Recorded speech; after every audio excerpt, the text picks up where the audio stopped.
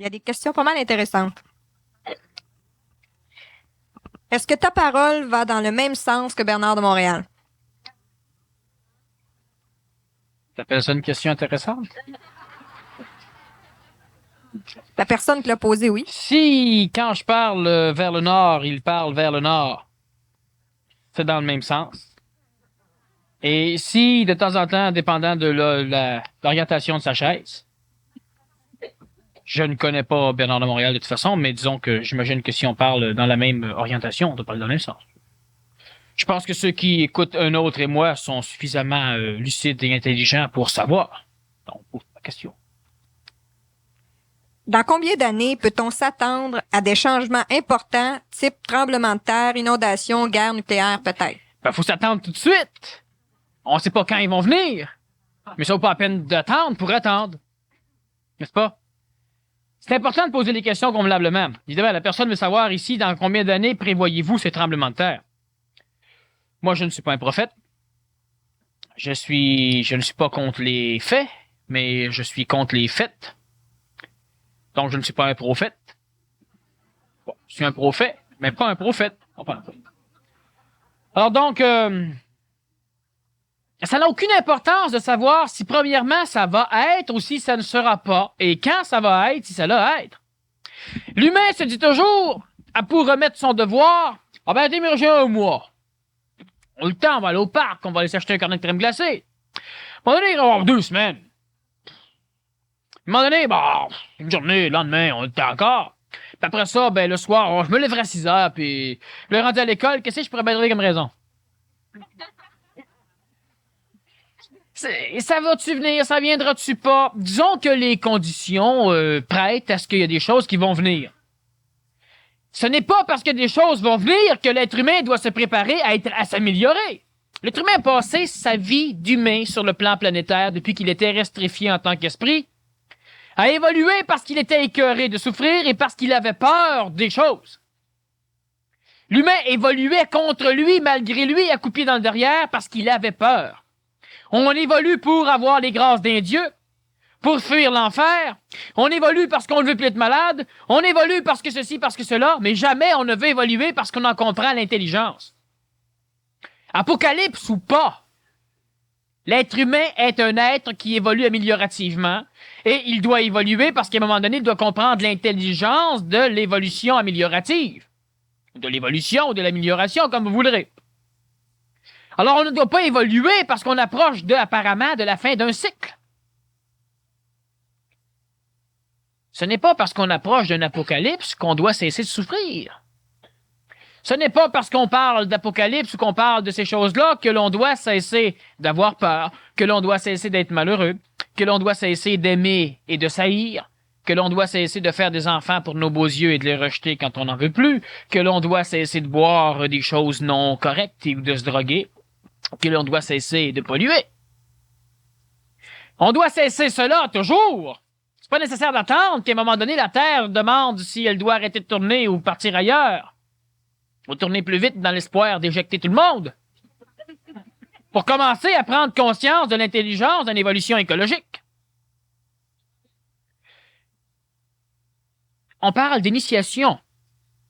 Il y a de fortes possibilités que si l'humanité ne s'initie pas d'elle-même, et elle ne le fera pas, qu'il y ait effectivement une initiation humanitaire interne inconsciente, c'est-à-dire que l'humain va se frapper l'un contre l'autre, que les tendances du monde d'illusion de l'homme finissent à un moment donné par engendrer des frictions aussi puissantes que la friction des continents les uns sur les autres, et que cela engendre des tremblements psychologiques, détruisant des égos psychologiques, détruisant des mémoires traditionnelles psychologiques, balayant des villes psychologiques, comme les tremblements de terre peuvent le faire avec les constructions matérielles de l'homme.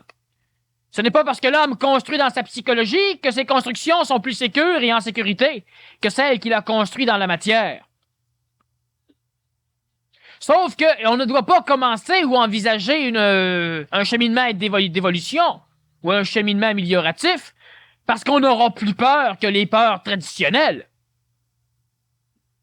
L'humain évolue pas à pas parce qu'il a peur pas à pas. Il y a des peurs fondamentales chez l'homme, étant donné que l'homme les mémorise, les expérimente, il finit par être sécure avec ses peurs. Donc, il évolue lentement. Parce qu'à un moment donné, on parle de quelque chose qui pourrait amener plus de peur chez lui, alors il parle d'évoluer plus vite. L'initiation, ce n'est pas intégré à un apocalypse. L'initiation va se faire individuellement, mais elle peut se faire dans un cadre collectif, un cadre apocalyptique. Mais elle se fera de toute façon individuellement. Est-ce que c'est nécessaire d'attendre le cadre collectif? Non.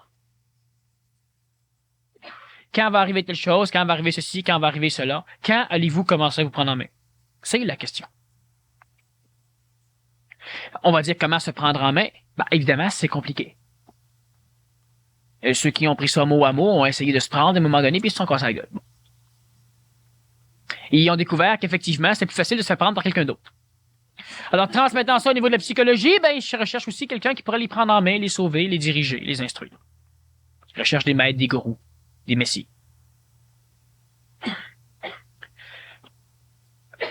Vous êtes votre propre lumière, vous êtes votre propre sentier, vous êtes votre propre maître et vous êtes aussi l'élève. Il y a un humain sur la planète Terre qui est suffisamment spécialisé pour pouvoir vous botter le cul convenablement. Et cet humain ne peut travailler qu'avec un seul élève qui a été programmé de façon à pouvoir travailler avec ce maître-là. Et dans les deux cas, ces deux personnages sont le même. Et c'est vous. Le fait de travailler dans un monastère planétaire, ça peut être intéressant. Ça permet de cultiver, d'avoir plus de bouffe pour tout le monde. Donc, ça laisse plus de temps à notre instruction. Ça permet de pouvoir se rencontrer et de dialoguer. Parce qu'on dialogue présentement. Les conférences, lorsque je donne des conférences, il y a un dialogue. Oralement enregistré, il y a un monologue. Mais dans la tête des individus, dans la vibration émise par chacun d'eux, il y a un retour énergétique. Il y a un dialogue. Ça permet ces choses-là. On se prend en main quand c'est le temps de se prendre en main. Et quand est-ce que c'est le temps de se prendre en main? Lorsqu'on en prend conscience. Et on en prend conscience lorsqu'on envoie l'intelligence. Et ça ne veut pas dire que parce qu'on envoie l'intelligence que schnack, du jour au lendemain, c'est fait. Ça se peut. Mais ça ne veut pas dire que ça va être comme ça pour tout le monde. On n'attend pas les apocalypses et tremblements de terre pour commencer. Vous dites qu'on est d'abord parti d'un même faisceau pour se diviser. Ensuite, vous dites qu'il faut revivre les mêmes expériences. C'est pour se fusionner ou se refusionner. Pourquoi est-ce nécessaire puisque de toute façon, nous devons revenir au même faisceau qu'on a quitté, même expérience ou non? Bon, voyez-vous, il y a une mécanique de l'évolution. Donc, il y a une mécanicité évolutive. L'être humain ne comprend pas les choses. C'est un peu comme de dire à quoi ça sert de planter une graine dans le sol puis de l'arroser vu que de toute façon, ça va devenir un arbre.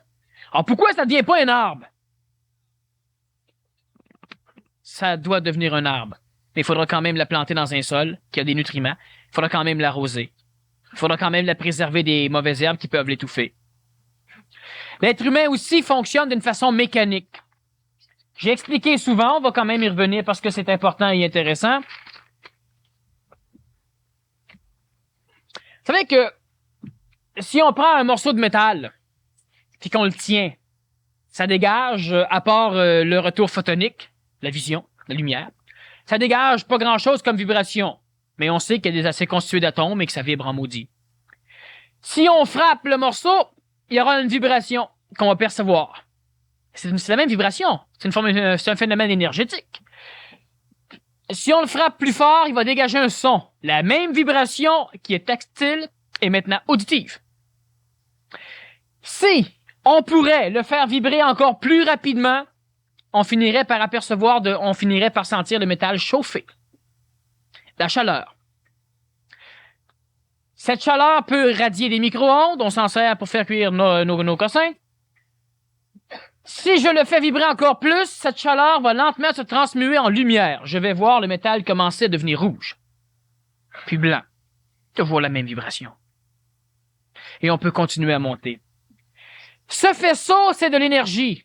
Disons que théologiquement, c'est Dieu, scientifiquement ou cartésiennement parlant, c'est de l'énergie. termes comme on les veut. Cette énergie, lorsqu'elle arrive dans un continuum spatio-temporel, dans un espace-temps, elle est assujettie à la friction de cet espace sur son déplacement. On va passer disons, les phénomènes un peu trop scientifiques. Elle est ralentie, cette énergie. C'est ce qu'on appelle l'involution. Étant ralentie, elle perd de son intégrité. Lorsque la vapeur d'eau est ralentie, elle perd de l'énergie. Elle devient de l'eau. L'eau n'a rien à voir avec la vapeur d'eau. Lorsque l'eau est ralentie, elle perd de son énergie. Il réchauffe la pièce, mais lui devient de la glace. La glace, vous savez, recevoir un cube de vapeur d'eau en plein visage, c'est mieux qu'un cube de glace. C'est pas la même chose. C'est atomiquement le même phénomène. La structure atomique étant différente, on peut dire que c'est un isomère. Bon, ça crée de la glace. La glace, pour redevenir de l'eau, devra téter de l'énergie, ce que beaucoup d'humains font pour évoluer. Tétant de l'énergie, la glace peut porter le nom de Satan. Et l'atmosphère ambiante plus chaude va porter le nom de Dieu. L'involué tète les dieux. Mais les évolués, eux, se rendent compte que Satan les tète. La glace se réchauffant en tétant l'énergie de l'air se refroidit. L'air involue, la glace évolue. Tous les phénomènes sataniques à l'échelle de notre planète sont des phénomènes énergétiques plus bas que nous. Lorsqu'ils viennent nous téter, ils nous baissent en vibration, donc c'est ce qu'on appelle les forces du mal, mais eux le font comme nous le faisons avec les dieux pour évoluer. Lorsque l'être humain va téter un prêtre, un maître, un gourou ou son dieu, il doit baisser sa vibration. Et lui augmente. Il est satanique par rapport à l'autre et l'autre est yavique par rapport à lui. Cette énergie, lorsqu'elle est densifiée par le temps, elle finit par devenir un phénomène, disons, atomique. Ce phénomène atomique est inexprimé. Un autre palier, la même énergie densifiée par le même temps, va finir par être supportée par le premier palier. L'énergie vitale, les liaisons moléculaires et atomiques, on révèle la matière apparaît. On sait qu'à l'origine, la Terre était en ébullition extrêmement chaude. Oui, elle s'est refroidie. La Terre se refroidit et au fur et à mesure que les mêmes faisceaux d'énergie continuent leur descente, elles finissent par être supportées par de la matière vitale. Et là, la vie, disons, organisée va commencer. Les plantes vont sortir en premier pour préparer l'atmosphère aux animaux qui vont suivre, parce que dans le contexte atomique de notre planète, il y a certaines substances qui existent et on ne peut pas créer une vie outre ces substances. On aura donc une vie carbonique surtout, disons carbonique, oui, oxygène, carbone, azote, ce que nous connaissons au niveau de vie organique. Cette même énergie finit par, après des millions d'années, de se cristalliser. Et le même faisceau d'énergie finit par venir lui toucher, ce qui est en dessous est maintenant suffisamment évolué, c'est-à-dire suffisamment structuré, que cette énergie n'a pas besoin de redevenir de l'atome et de la matière. Il peut maintenant être supporté par le plan vital de cette structure et qui évolue. Ça va créer le plan astral de l'humanité, ça va créer le ciel, le monde de la mort, ça va créer l'âme. L'évolution énergétique, c'est-à-dire qu'au fur et à mesure que l'énergie s'empile là-dessus, ça finit par constituer une âme suffisamment évoluée, l'homme, au sein duquel va naître l'ego, l'identification suprême de la mémoire de l'homme dans l'âme. Cette énergie continue à descendre. Elle finit par être supportée et ça devient du mental, de l'intellect à sa naissance. Lorsque le mental s'énergise, et c'est le cas dans la majorité des personnes qui habitent le contexte nord de notre planète, la même énergie qui maintenant à ce niveau de lucidité porte le nom d'énergie supramentale ou d'esprit, lorsqu'elle est supportée par cet homme, elle a la possibilité d'être en contact avec la matière, mais elle reste dans sa lucidité d'esprit.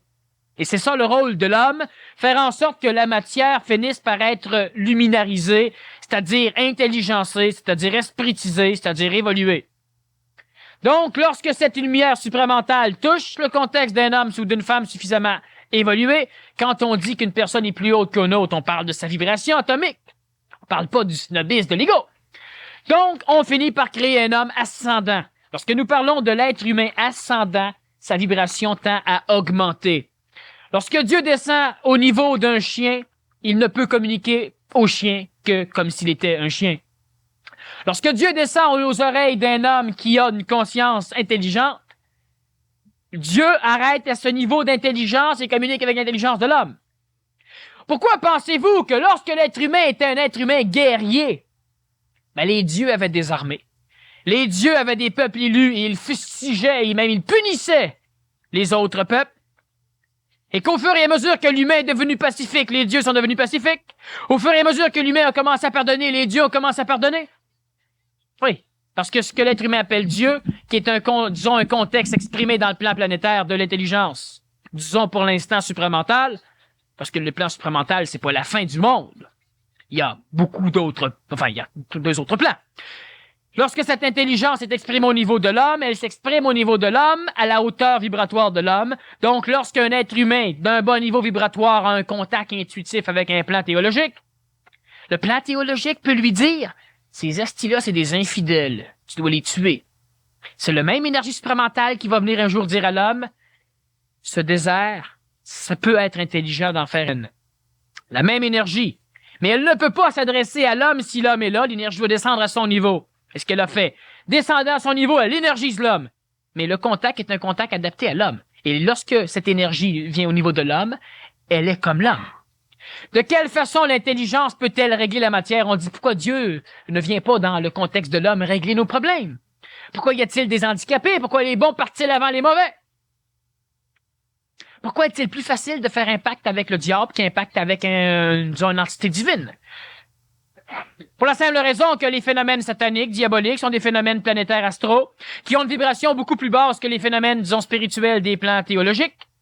Vu qu'ils ont une vibration plus basse, ils sont plus facilement matérialisables, alors évidemment, il y a plus de résultats. Sauf que karmiquement, il y a un maudit problème. L'homme se refroidit à ce contact. C'est ce qu'on appelle d'ailleurs faire un pacte avec le diable. Lorsque l'être humain veut parler à des plans hautement spirituels, ce plan spirituel prendra beaucoup plus de temps avant d'être matérialisé. C'est plus long. Le résultat est un peu plus certain. Sauf que lorsque l'être humain est capable de transcender le plan du ciel et pénétrer les cieux, donc le contexte supramental de prime abord, alors évidemment là, il y a une autre phénoménologie qui va s'opérer et on parle de l'homme nouveau. Ça doit répondre. Travaillez présentement à bannir de la région de Montréal les industries militaires qui y pullulent. Est-ce là une action qui vous apparaît avoir des chances de succès à brève échéance? Bon, premièrement, ça n'a pas d'importance que ça ait du succès à brève échéance parce que foncièrement, planétairement parlant, ça ne changera rien. Maintenant, il y a de l'intelligence dans les individus de tenter de faire ces choses et il y a de l'intelligence d'avoir ces usines militaires dans la région de Montréal. Alors, ce qui fait que ça paraît un peu, disons, paradoxal, mais c'est intelligent que l'humain veuille la paix, même si la paix ne viendra pas parce que ces humains-là veulent la paix. Les usines militaires ne partiront pas pour un paquet de phénomènes qui ne sont pas analysés par ceux qui veulent que ces usines partent, sauf que l'expression de l'intelligence écologique et pacifique qui commence à être exprimée par ces individus force ces individus à exprimer cette intelligence par le biais d'une action qui peut avoir un effet et qui peut ne pas en avoir une matériellement, mais qui a un effet mutatoire absolument opérant, ce qui fait que les individus qui veulent faire ce genre de choses sont des individus en phase de transition pour la majorité, bien que certains veulent le faire par peur, mais leur peur est exprimée dans une démarche pacifique plutôt que d'être exprimée dans une démarche alcoolique, dans une démarche schizophrénique, dans une démarche paranoïaque. Donc, il y a de l'expression de l'intelligence. On ne doit jamais demander si ce que l'on fait va réussir, parce qu'on ne doit jamais le faire pour cela. Il y a une démarche évolutive, une démarche énergétique, une démarche améliorative dans notre condition. C'est comme de dire, si j'arrête de polluer, ça va-tu dépolluer? Non. Mais si t'arrêtes de polluer, toi, tu mutes. Toi, énergétiquement, tu deviens autre chose. Et c'est l'individu, lui, qui a de l'importance pour lui. Alors, si on se dit, est-ce que ça va donner un résultat? Si je dis non, on va dire, bon, mais ça vaut pas la peine. Non. L'expérience de la vie, c'est de l'initiation. Ça amène au savoir. Le savoir instantané, un savoir actif. Contrairement à l'intellectuance mémorielle, le savoir passif. Mémoriel. Alors faites. Ça va-tu marcher? Faites. On s'en fout. L'être humain, la réussite, elle est déjà là, à l'instant même où vous ouvrez un œil. Est-ce que vous allez voir tout le monde commencer par ouvrir les yeux?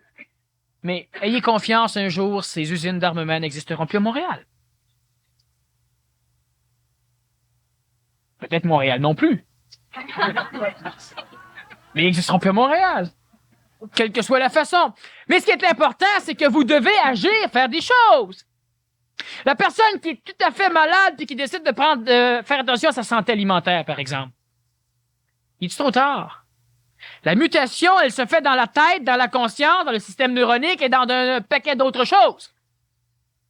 Pas dans le résultat matériel d'un acte.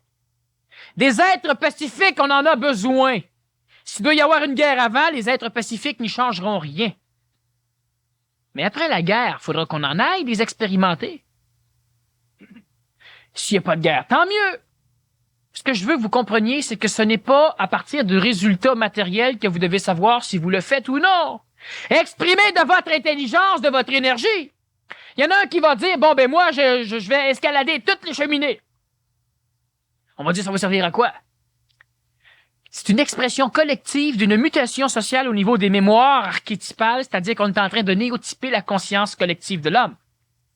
Ben compliqué, mais une chose certaine, c'est qu'on est en train de changer, l'humain change. Il y a une évolution tranquille, qui commence à être un peu moins tranquille, qui commence à être efficace et à être active. Mais c'est parfait. Moi, je dirais pas au gars qui escalade des cheminées, fais pas ça, ça sert à rien. Je dirais rien au gars. Escalade. Ton expression, présentement, elle est colorée, mais elle est dans un objectif qui a de l'avenir. Une dépollution, une terre plus pure, une paix. Ton système, ta manière, ça vaut rien, mais le peuple est pas prêt, la société est pas prête, la planète est pas prête. Ça sert à rien d'aller dire aux gars quoi faire. Continue, il y en a qui doivent le faire.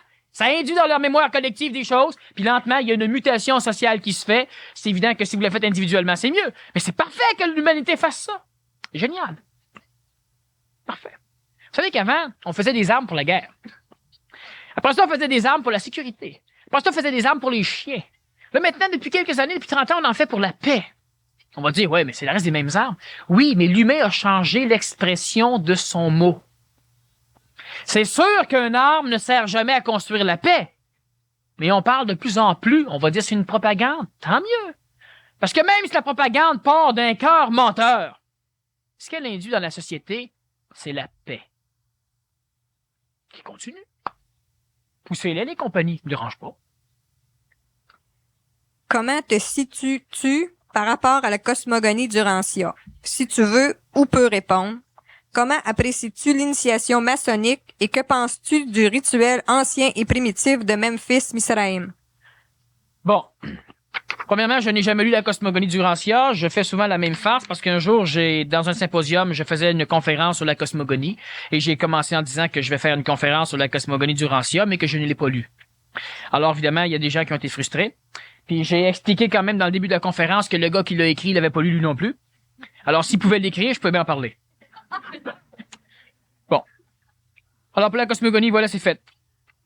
Comment apprécies-tu l'initiation maçonnique, etc., etc. Bon, que penses-tu des rituels anciens et primitifs de Memphis? Comment je vois le phénomène maçonnique? Je n'en parle pas pour l'instant pour la simple raison qu'il y a encore de la franc-maçonnerie au Québec et qu'il y en a encore dans le monde. Il y a encore aussi disons, d'un phénomène parallèle pour des raisons antagonistes et des raisons similaires, le phénomène rosicrucien qui existe encore. Et ces deux mécanicités similaires engendrées par le même personnage dans des temps quelque peu éloignés ont encore leur raison d'être.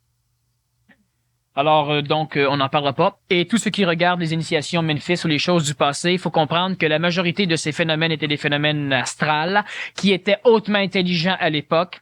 Et dans ces rituels, on a construit énormément de plagiat du monde matériel dans le monde astral, dans le ciel. C'est ce qui, bon, ben, brièvement, parce qu'en fin de compte, on pourrait en parler longtemps, mais ça ne serait pas extrêmement utile. Si la personne a une question, disons, plus précise, si elle pense, ça peut lui être utile, elle peut toujours l'écrire et l'amener en avant. Ce qu'il faut comprendre, c'est qu'on a, à cette époque, et surtout au niveau de l'initiation menfique, il y a des choses qu'on faisait faire aux individus dans le but, justement, de les former au niveau des plans astraux, ce qui les amenait à un moment donné à des contacts outre le plan astral, mais les individus se sont perdus dans un dédale de structures astrales créées en plagiat de la structure réelle. Un exemple de ces vestiges, c'est que beaucoup de radiesthésistes, ceux qui jouent avec des pendules, là, des professeurs de tournesol, beaucoup de radiesthésistes, beaucoup de personnes qui sont apparemment prophètes ou voyants, beaucoup de clairaudients, clairvoyants, beaucoup de personnes qui sont amusées à faire des extra-conscientisations astrales, des voyages astraux, ont vu, par exemple, dans certaines régions de la Terre, de l'Égypte, entre autres, certaines ruines, certaines choses, certaines portes, certains temples, certains lieux initiatiques. Et lorsque l'on creuse dans la matière, on n'y trouve pas. Effectivement, elle n'existe que dans l'astral. Et il y a une panoplie de choses dans ce genre-là. On pourrait parler, mais disons, du phénomène Memphis, mais il faudrait qu'on ait une question plus précise parce que sinon, on va prendre du temps pour les autres questions. OK, 2 questions dans le même genre. Toutes les branches évolutives ont gardé des représentants. Se pourrait-il aussi qu'il y ait 2 branches d'humains, dont une branche va muter et l'autre rester représentant de l'homme ancien? Sinon, pourquoi? L'autre question, c'est dans combien d'années la race bleue apparaîtra-t-elle? Bon, la race bleue, elle est déjà là. Ça fait quelque temps, quand les médecins sortaient les enfants bleus, ils pensaient que c'était ça, mais c'est parce qu'il manquait d'oxygène. Ça, on a réglé le problème. La race bleue, c'est un phénomène intéressant qui fait référence à la 6e race mère de l'évolution de notre humanité qui devrait en contenir 7. Nous sommes donc de la 5e race mère, la race blanche, et la majorité d'entre nous génétiquement sommes issus de la 5e sous-race de la 5e race mère blanche, la race teutonique, la race du Nord, la race des Vikings. Maintenant, la mutation neuronique, la mutation corporelle, lorsqu'on parle de la race bleue, on parle encore d'une race neuronique, une race qui fait référence aux neurones du cerveau et non pas à la cutanéité. Il y a déjà eu une race bleue qui, à un moment donné, à l'époque, disons, reculée, la Bible place ça dans la création de l'homme. On peut faire référence à la Lémurie. On peut aussi faire référence aux phénomènes qui ont précédé l'apparition de l'Atlantide, où la Bhagavad Gita va commencer à prendre ses sources, même si c'est un phénomène indo-européen relié à Rama, le conducteur de cette première sous-race de la race mère blanche. On a donc dans la Bhagavad Gita immensément de dessins de personnages bleus, dont Rama, dont Krishna, qui sont bleus. On a déjà eu affaire à une race bleue qui, à un moment donné, s'est mélangée à l'homme, à l'animal humain, créant l'être humain. C'est des choses sur lesquelles on pourra revenir à un moment donné. Alors, la race bleue dont fait référence l'ésotérisme traditionnel est une race neurologique ou neuronique, et pas cutanée. Toutes les branches évolutives, blablabla, bon, parfait. Il y a effectivement toujours eu 2 scissions à l'échelle de la planète. Il y a eu une scission, traditionnellement, on peut parler des fils de Lot, on peut parler des fils, il y a des choses, à un moment donné, des êtres de lumière, des êtres de l'obscurité, des êtres solaires, des êtres lunaires. Et il y a évidemment le phénomène rosicrucien franc-maçonnique, qui est la poursuite, disons, matérielle de ces choses. On peut parler aussi du phénomène cartésien, du phénomène théologique ou intuitif, c'est-à-dire qu'il y a une humanité qui est plutôt intuitive et qui explique son intuition d'une façon émotive. Cela va engendrer tous les phénomènes de philosophie, de morale, de religion, etc. Et on a une autre partie de l'humanité qui fonctionne au niveau de sa perception physique. Et elle va analyser cette perception d'une façon cartésienne, c'est-à-dire intellectuelle. Et on aura donc le caractère scientifique et toute la phénoménologie de ce qui, du côté cartésien, s'oppose au côté théologien. Maintenant, évidemment, l'homme nouveau, lui, va être un être humain qui va être capable de fusionner la thèse et l'antithèse en une synthèse, par le fait que l'être nouveau aura une conscience nouvelle, une conscience qui ne sera pas planétaire, une conscience qui ne sera pas, disons, l'expression ou la réflexion émotive de son intuition. L'homme nouveau aura de l'intuition qu'il pourra intelligencer. L'homme nouveau aura une perception qu'il pourra émotiviser. L'homme nouveau aura ce qu'on appelle un 3e cerveau, qui est un cerveau vibratoire, un cerveau éthérique, c'est-à-dire un cerveau vital, donc qui n'aura pas de lobe au niveau du contexte cérébral humain.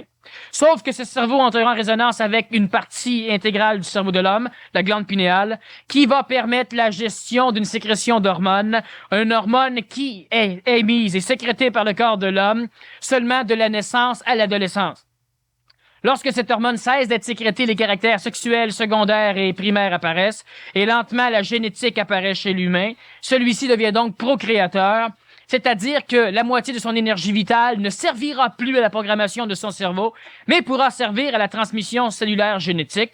Maintenant, il faut pour créer un être humain un potentiel d'énergie vitale, d'énergie sexuelle si vous voulez, suffisamment puissant. C'est pourquoi depuis la Lémurie, l'homme est sexué, c'est-à-dire qu'à l'instant même où l'homme a pris une partie de son énergie pour commencer à créer son corps cérébral, son cerveau, il a manqué de potentiel vital et les corps androgynes de l'époque ont été sexués de façon à ce que la moitié de l'énergie vitale de l'un plus la moitié de l'énergie vitale de l'autre puisse engendrer convenablement une mécanicité procréative.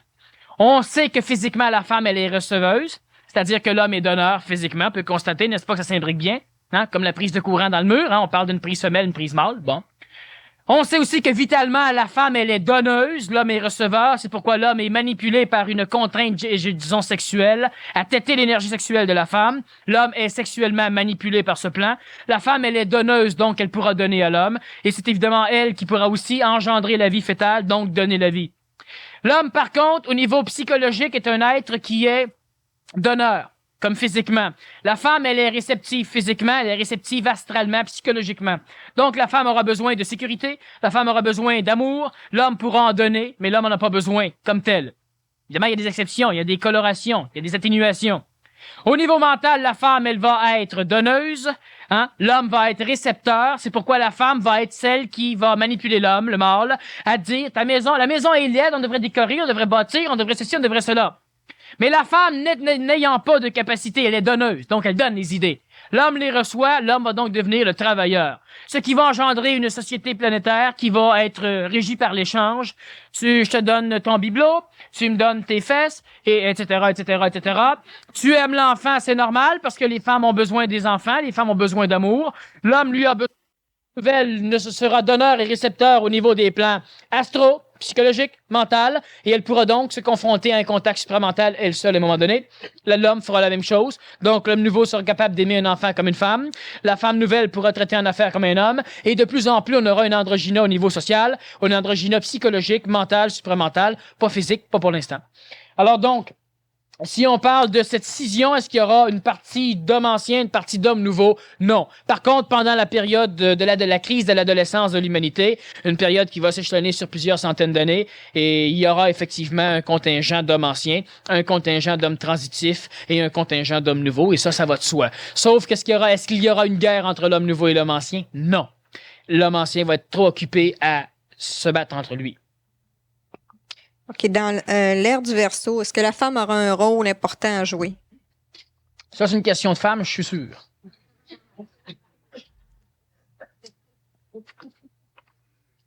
Le rôle de la femme. À quoi ça sert une femme, messieurs? Entre nous, les femmes, n'écoutez pas. Vous pouvez parler, les femmes n'écoutent pas. Le rôle de la femme. Quel était le rôle de la femme dans l'ère du poisson, dans l'ère du bélier, dans l'ère du taureau, dans les ères passées? Un humain, un corps physique. Le fœtus, savez-vous quelle espèce de monstruosité génétique qu'il doit vivre dans l'utérus de la mère? Oui, c'est pas beau, un fœtus. Mais peut-être jamais vu, réellement. Faut pas serrer la main à un. Ils n'ont même pas de main. Le fœtus, c'est quelque chose de génial et d'extraordinaire, mais émotivement, c'est pas esthétique. Le fœtus est une cellule fusionnée à une autre cellule, donc on mélange les caractères génétiques et on mélange le potentiel d'énergie vitale pour constituer une prolifération, qui génétiquement sera mémorisée dans l'énergie vitale, qui sera la structure atomique de l'acide désoxyribonucléique, de l'ADN, donc des nucléoles, des chromosomes. La génétique, quoi. Bon. Cette cellule prolifère et ça crée des bébites, ça crée des cossins, ça grossit lentement, puis ils ont fini par créer un humain. Il y a de cela, belle lurette, un peu plus avant même. Lorsque l'humain était androgyne, l'humain avait la possibilité justement de se procréer sans contact sexuel. L'humain n'était pas sexué. Alors on va dire, oui, non, comment que l'humain pouvait? Ben, l'humain vous ressemblait pas. Bon, l'humain transpirait puis il se reproduisait. L'humain se coupait en deux puis s'en faisait deux. C'est comique. Mais l'humain n'avait pas la grosseur que vous avez, et les cellules se coupent encore en deux et se reproduisent. Et on a encore des amibes qui vont y aller par prolifération similaire à ce qu'on peut appeler la transpiration. Bon, c'est intéressant, mais c'est une chose.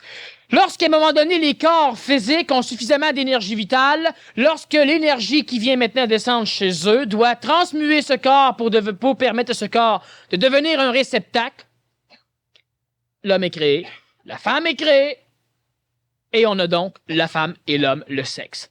Mais ça a commencé avant ça, mais disons que l'humain, amifié avec un homme, commence là.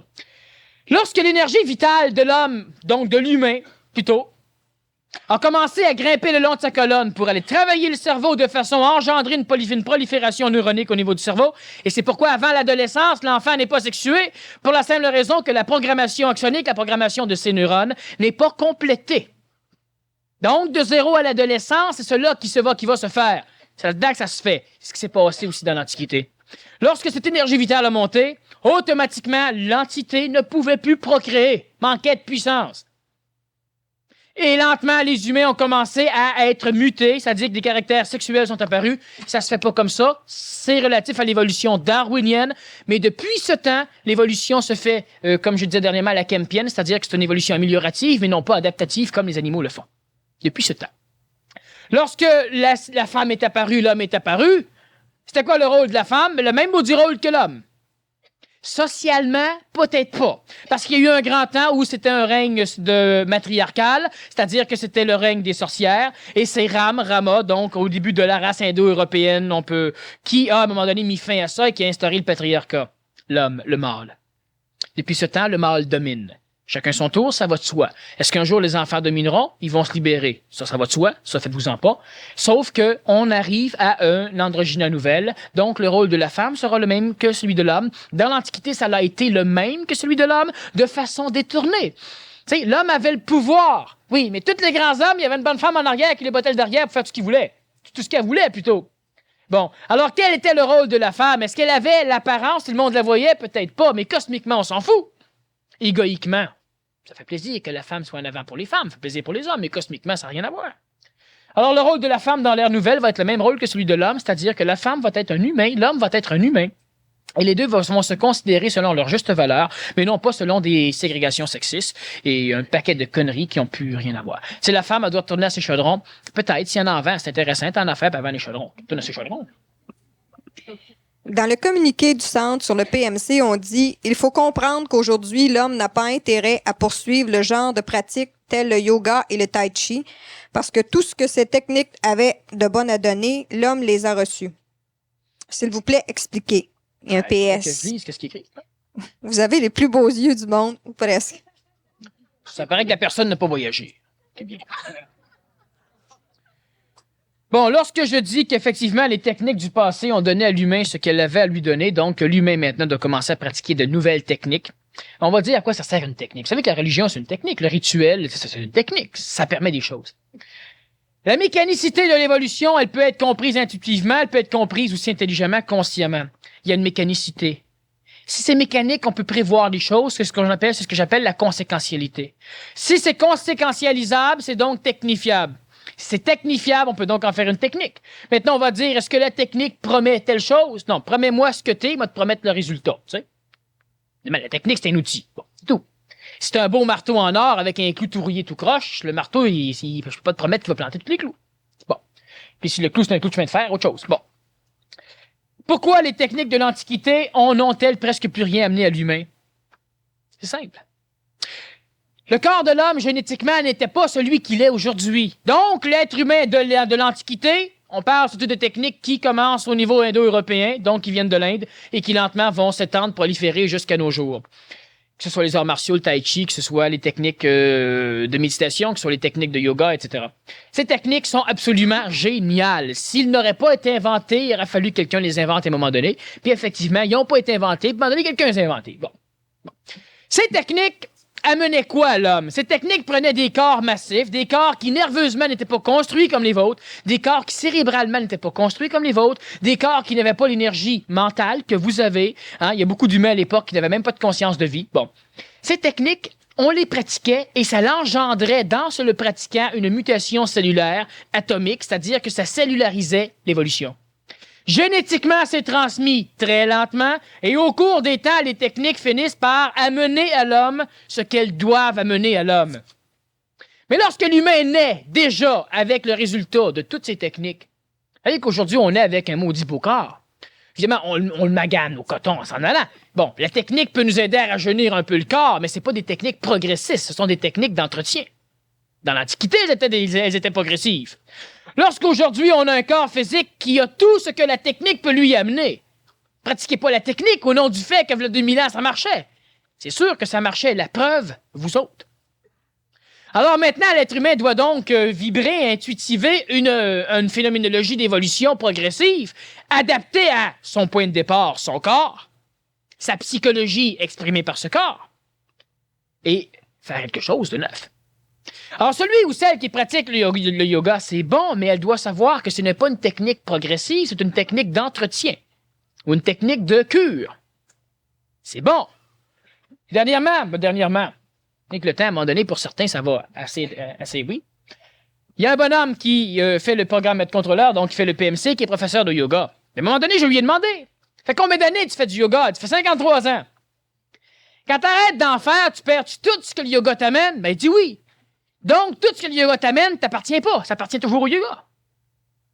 Donc, t'es l'esclave du yoga. Ben, effectivement. Depuis ce temps-là, il est pogné avec ses maudits cours parce que le monde veut avoir du yoga puis lui veut plus en enseigner. Je lui ai dit, tes gens en ont besoin, mais dis-leur simplement qu'à un moment donné, quand ils sont revenus en forme, pense à d'autres choses. Pas rester l'esclave d'une technique. Toute technique, même les techniques du PMC, c'est la même chose. Toute technique doit enseigner à l'individu à se passer d'elle. Une technique qui t'amène la paix. Quand t'arrêtes de la pratiquer, si t'as plus la paix, t'es comme l'alcoolique. Une technique qui t'amène la paix, puis quand tu as la paix, tu lâches la technique, puis tu restes en paix. C'est génial. Alors, pratique-la plus. Condamne-la pas, laisse-la aux autres, mais toi, continue ton chemin. C'est ce qu'on veut dire par ce phénomène. Religion. Une seule? Comment allons-nous y parvenir ou le moyen? Car il y a beaucoup d'évangélistes. Comment savoir qui dit vrai, le reconnaître? Bon, premièrement, on n'a pas à savoir qui dit vrai, puis on n'a pas à le reconnaître. Vous allez le reconnaître la journée qui va dire comme vous autres. D'ailleurs, c'est ce qui se passe encore aujourd'hui. Bon. Est-ce qu'il y aura une seule religion? Disons qu'il y aura un phénomène de religion mentale à un moment donné, mais l'homme nouveau, lui, n'aura pas de religion, parce que ce que la religion promet, l'homme nouveau l'aura. Alors donc, il n'y aura plus besoin de pratiquer ces techniques. Comment reconnaître l'évangéliste? Bon, l'évangéliste amène des évangiles, disons que c'est quand même un peu du domaine du passé. Comment reconnaître ceux qui disent des choses qui sont réelles? Vous pouvez appeler ça vrai si vous voulez. Ben, on n'a pas à les reconnaître, Vous savez que moi, je peux dire n'importe quelle menterie, je peux ne pas vivre absolument rien, je peux vivre peut-être un iota de ce que je dis. Mais si ce que je dis a fait du sens, est-ce que vous devez trouver que ça fait du sens si je le vis, puis pas trouver que ça en fait si je le vis pas? Est-ce que vous devez savoir si vous pouvez vous fier à moi ou non? Êtes-vous capable un petit peu de vous fier à vous? Ce que je dis, ce qui est con, on l'oublie. Ce qui fait du sens, mais on l'applique. On l'élimine pas à cause des choses connes. Les choses connes, ça peut être parce que j'ai déconné. Ça peut être parce que vous n'avez pas compris des choses. Ça peut être parce que, etc. Alors, comment reconnaître? Mais on s'en fout. Vous n'avez jamais rencontré un Messie. Donc, vous n'avez pas expérimenté ce Messie, cette rencontre. Donc, mémoriellement, vous n'avez pas cette mémoire, cette image du Messie. Vous avez celle stéréotypée que vous avez voulu vous former. Alors, comment pouvez-vous, honnêtement, demander comment le reconnaître? Vous ne le reconnaîtrez jamais, sauf si vous devenez un Messie. Mais quand vous allez en voir un autre, vous allez être complice. Vous allez le reconnaître. Vous allez vibrer. Comment savoir si ceci ou cela? Pas par les yeux. Les yeux sont le reflet de l'âme. C'est amusant. On doit se fier à soi. On doit se servir de ce qui est là-dedans. Ça fait du sens pour vous, ça améliore votre vie, ça place des choses, c'est ça. Ça ne fait plus de... Condamnez pas, c'était une marche de te monter en haut. Puis là, vous recherchez d'autres choses. Puis à un moment donné, les choses vont venir de vous-même, puis vous allez être capable de les supporter. Puis vous allez commencer à vous libérer, à vous centrer dans votre intelligence, puis à devenir un homme nouveau, femme nouvelle. On ne recherche pas à savoir comment les reconnaître. Voyons donc. Pourquoi ce qui se passe à la faille Saint-Andrew aide-t-elle le Québec?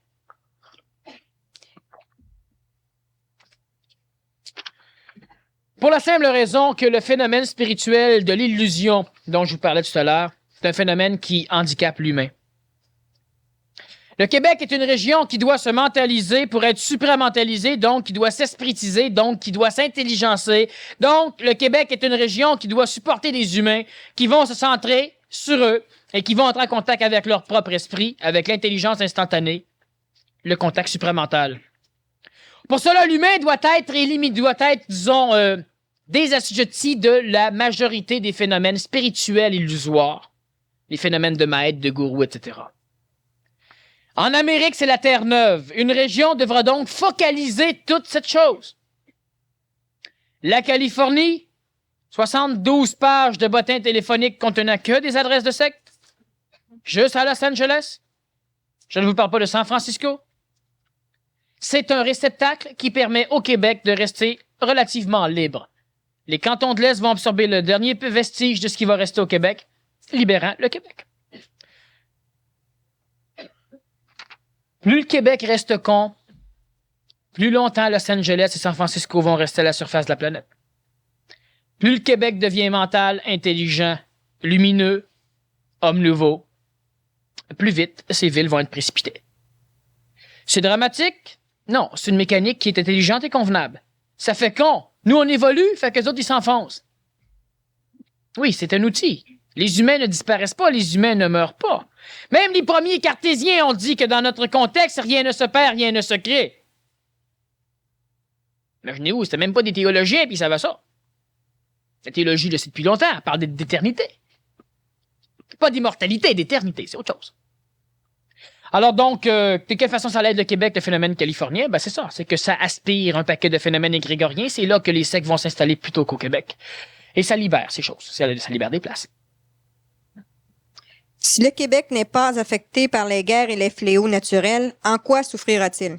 Bon, le Québec va être affecté par les guerres et les fléaux naturels, surtout parce que tous nos Walkman viennent du Japon. Bon, ça va évidemment affecter énormément le Québec, c'est bien sûr. Bon, nos meilleurs véhicules automobiles viennent aussi du Japon. Imaginez-vous, fait qu'on roule en Ford. Ça va affecter le Québec. Ford, parce que ferraille, ordure, rebut d'échec. Bon.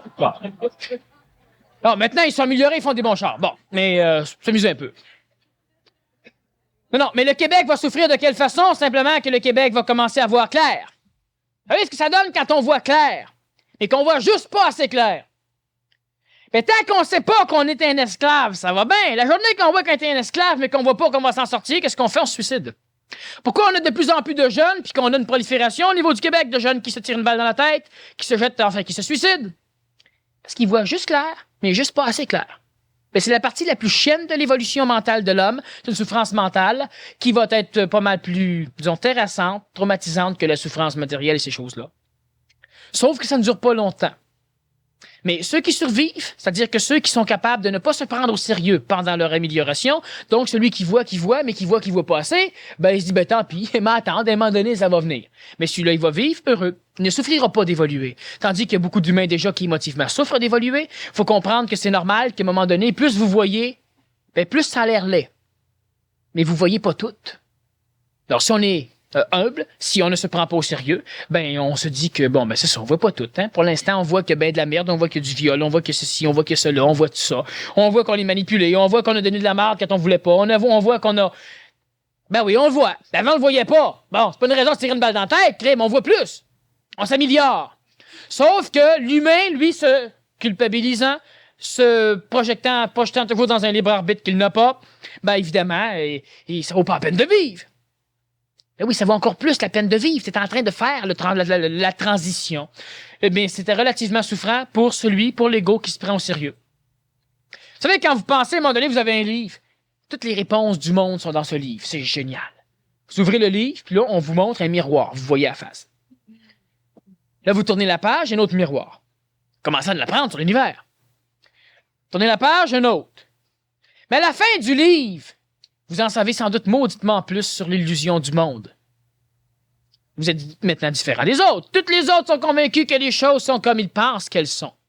Puis vous avez découvert que le monde est à votre image. C'est-à-dire que si vous changez votre vision, le monde va changer. Matériellement, les individus restent, l'arbre va rester à la même place, mais l'arbre ne sera pas le même énergétiquement pour vous. Maintenant que vous en savez plus, savez-vous tout? Mais non, puis c'est là que l'humain souffre. Maintenant que je sais tout ça, là, pis ci, pis ça, là, ben, qu'est-ce que je fais? Tu vas voir Astérix à la télévision, tu vas voir un film, tu lis Tintin, tu relaxes. Tu continues à faire ce que tu fais. Il n'y a pas de pilule. Oui, mais ça me tenterait de faire tel cours. Ben, si t'as vibration, fais-le. Puis si t'as pas vibration, fais-le pas. Ça me tenterait de devenir végétarien. Ben, si ça te tente, fais-le. C'est une philosophie du végétarisme. Tu vas te rendre compte que c'est une illusion.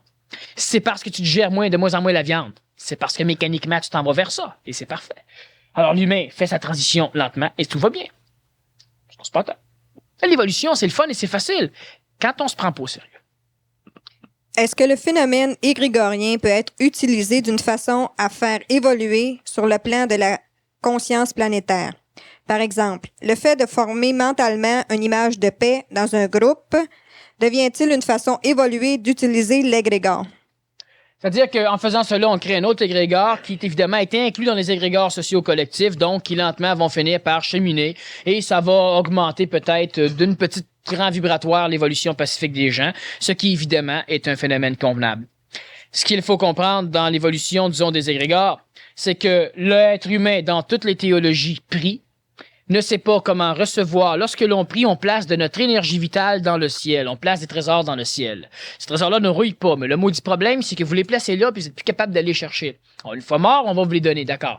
Mais ce qui va arriver, c'est que l'être humain prie, il a perdu les clés. D'ailleurs, le nom est un des clés. La semaine prochaine, on va revenir aussi sur pourquoi avoir un nom, parce qu'on pourrait dire, si le nom nous manipule, nous assujettit, autant plus en avoir. Non, non. Le nom a une utilité absolument extraordinaire. Sauf que les noms du passé sont des problématiques. Alors, l'humain prie, l'humain met de l'énergie, l'humain médite, l'humain transcende, l'humain fait des choses, il remplit ce ciel d'énergie. Prochainement, il y a des humains qui vont venir sur la planète, comme il y en a déjà eu un, et qui vont être capables de se servir de ce réservoir massif pour commencer à faire des choses au niveau de la transmutation énergétique planétaire. Mais les humains ne peuvent pas le faire pour l'instant parce que les églises ont caché les clés pour qu'on puisse mettre, mais pas aller chercher, et ils ont perdu ces clés. Les prêtres ne savent plus comment. Les prêtres, je ne parle pas que du catholicisme, je parle des prêtres, ils ne savent plus comment. Et évidemment, intuitivement, l'homme nouveau va recommencer à redécouvrir les clés. Le nom est une des clés, mais il y a d'autres clés. Toutes les égrégores, on peut les altérer. Quand je parle altérer, ça ne veut pas dire nécessairement les décadencer, ça peut les améliorer. Donc, on les altère par ces choses, c'est extrêmement bon. Chose certaine, c'est que lorsqu'un humain évolue sur la planète, c'est toute l'humanité qui évolue. Lorsqu'un humain involue, c'est toute l'humanité qui évolue. C'est des phénomènes qui sont à peine perceptibles, mais c'est des phénomènes qui sont reliés à l'évolution collective, et toute l'énergie placée dans ce ciel va servir à un moment donné à finaliser les choses. D'ailleurs, lorsque le ciel aura complètement été épuisé par l'expression de ces personnages nouveaux, il n'y aura plus de ciel. C'est ce qui a fait dire à Jean de Patmos, les gens, à cette époque, rechercheront la mort et ne la trouveront pas. On ne peut pas mourir. Physiquement, oui, mais pas au niveau de l'âme. On a déjà fait une conférence sur survivre à sa mort. On ne peut pas mourir s'il n'y a pas de monde de la mort. On ne peut pas mourir s'il n'y a pas de ciel. Et effectivement, vers ce phénomène de la fin de l'Apocalypse de Saint Jean, on aura justement transmué en matière. Enfin, certains personnages se seront servis de cette énergie placée là pour l'homme. Ils s'en serviront pour l'homme. Et effectivement, à cette époque, ceux qui ne comprendront pas rechercheront la mort, mais il n'y aura pas de mort. Il y aura une mort physique et réincarnation instantanée, mais il n'y aura pas de mort dans le monde de la mort, il n'y aura pas de ciel. On va revenir de toute façon là-dessus dans la conférence, ce que le Nazaréen n'a pas dit. Mais en attendant, le nom est un phénomène égrégorien, c'est un nombre de formes qui amène énormément de possibilités, qui amène énormément de problèmes. Alors, lorsque l'on parle d'égrégore, évidemment, on parle de nom, mais on va revenir là-dessus la semaine prochaine. Le frère André a dit: si on savait la valeur de la souffrance, on demanderait à genoux de souffrir. Commentez, s'il vous plaît. Moi, mon frère André ne m'a jamais dit ça.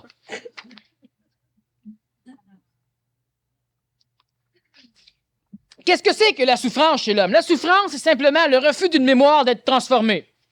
Lorsque le corps qui conserve sa mémoire, lorsqu'on le coupe, on transforme cette mémoire physique. Il y a souffrance.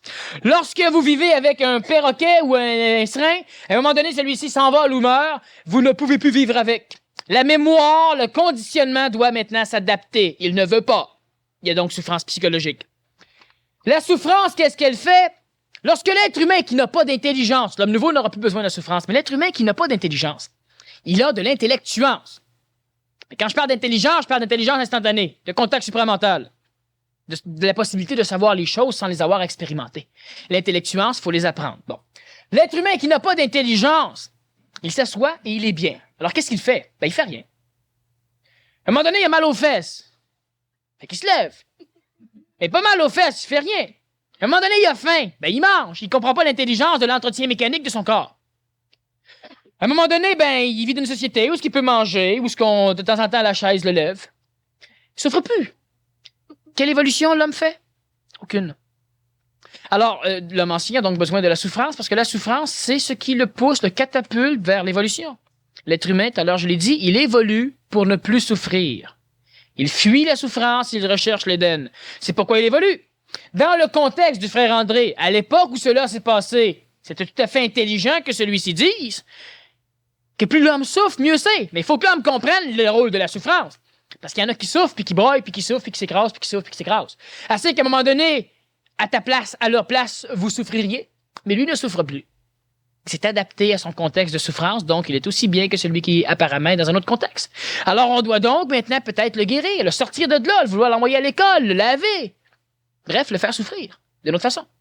La souffrance pousse l'homme, la peur le freine, une chance, parce que la souffrance, c'est un mot à dit bon poussoir. S'il y aurait juste la souffrance, l'humain s'en irait dans des illusions d'évolution absolument dangereuses. La peur le restreint. C'est pourquoi l'être humain est donc poussé par la souffrance, contraint un peu par sa peur, ce qui est intelligent. Lorsque l'homme nouveau ou lorsque l'être humain transite vers l'homme nouveau, lorsque ces choses arrivent, l'être humain comprend l'intelligence de l'amélioration. La souffrance n'a plus de raison d'être et l'homme n'a plus peur. Dernièrement, je disais, l'homme nouveau n'a pas peur. Et quelqu'un me disait, ah ouais, si je comprends bien, t'as pas peur, ça veut dire que tu roules à 200 000 à l'heure sur le métropolitain. Non, l'homme nouveau est intelligent. Il n'a pas besoin de la peur pour rouler d'une vitesse limite. Intelligent. Il ne vaut pas l'intelligence de rouler à 200 000 à l'heure quand son champ ne peut pas le faire. Et puis en plus, quand il y a plein de trafic. Donc, la peur n'a rien à voir avec la limitation. Chez l'homme ancien, oui. T'as pas peur des chiens, fait que tu fous les chiens que tu rencontres. Mais non, t'as pas peur des chiens, puis tu sais que ça mord. Fais attention.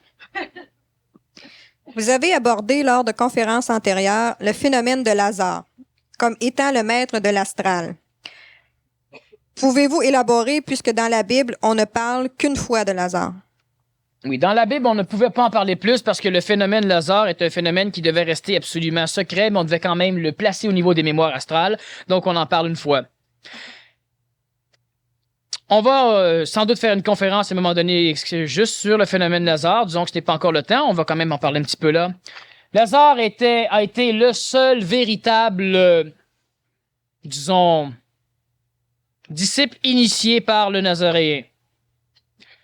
Lazare n'est pas mort. À un moment donné, on vient chercher le Nazaréen. On lui dit, Lazare, ton ami est en train de mourir, il est mourant. Et le Nazaréen dit, il n'y a pas de problème, on va bouffer, on va fêter. 3 jours après, il s'en va le voir là-bas, puis on vient voir le Nazaréen, puis on lui dit, Lazare est mort, il pue. Tu sais, c'est 10 fois trop tard. Le Nazaréen leur dit, non, il n'est pas mort, il dort. Il était mort physiquement, mais il n'a pas pénétré le monde de la mort en perdant l'identité astrale, donc son identité périphérique, périsprique ou séraphique, c'est-à-dire que Lazare n'a pas pénétré le monde de la mort comme les humains la pénètrent. Le corps physique, on s'en fout, mais Lazare n'était pas mort. Lazare, le maître de l'astral, pour la simple raison que le seul humain qui, à l'époque du Nazaréen, a eu une confiance inouïe, mais une confiance énergétique en ce Nazaréen a été Lazare. Pierre a eu un contact supramental à un moment donné qui lui a permis intuitivement de savoir qui était le Christ ou le Nazaréen, mais Pierre n'avait pas de fondamentalité énergétique lui permettant de supporter le contact du Nazaréen. À l'instant où on a séparé le Nazaréen de Pierre, Pierre est tombé. Il a renié le Nazaréen et on en a parlé un peu au niveau de Fatima. Lazare a été celui qui a reçu, disons, la contingence de continuité du travail du Nazaréen et non pas Pierre. Pierre a reçu une phénoménologie d'orchestration théologique. C'était essentiel, on l'a vu la semaine dernière, disons, au niveau de Fatima, la conférence de Fatima. Alors donc, Lazare est le maître des phénomènes astraux pour la simple raison que Lazare, c'est le personnage qui règle présentement l'évolution de l'humanité. Et c'est lui qui a induit à un moment donné de l'évolution de l'humanité l'ordre rosicrucien, en 1300 et quelques, 45. Et c'est lui aussi qui a induit l'ordre de la franc-maçonnerie. Donc tout à l'heure, je ne voulais pas en parler parce qu'il y a des raisons intelligentes à cela. Chose certaine, c'est que Lazare manipule et les guerres et le prieuré de Sion et les phénomènes de toute l'évolution de la planète. Il dirige donc le bien et le mal. Et lorsque l'on dirige le bien et le mal, on dirige l'initiation de l'homme. Lorsque l'on dirige le bien et le mal, on dirige. On va de toute façon revenir à un moment donné sur le phénomène Lazare. Disons que ceux qui peuvent être intéressés, Lazare est apparu pour la première fois en Lémurie. Il a vécu avec Noé sur le continent atlantéen, parce que Noé, c'est là qu'il est apparu. Il faisait de la recherche génétique. Il a d'ailleurs créé le chat et le chien, entre autres. Et Lazare est apparu par la suite avec Salomon, l'un des plus grands rois que l'humanité a connu. Il portait un nom, Hiram-Abif. C'est lui d'ailleurs qui a construit Babylone, les plans. Et Lazare est donc réapparu à l'époque du Nazaréen. Et Lazare est réapparu par la suite dans des corps qu'il pouvait aller se chercher. Et on le connaît surtout depuis l'époque sous le nom du comte de Saint-Germain. Il a ici aussi été connu dans le phénomène de l'indépendance des États-Unis d'Amérique. Et c'était un bonhomme qui portait un nom intéressant, Souffrance. Paine. On ne l'a presque pas vu, Thomas Paine. Il est venu juste pour rédiger et il est disparu. Et on le reconnaît aussi sous d'autres phénomènes à un moment donné. Mais c'est un personnage intéressant. La conférence est donc finie. La semaine prochaine, pourquoi avoir un nom? Ceux que ça intéresse, on vous invite. En attendant, prenez soin de vos cellules.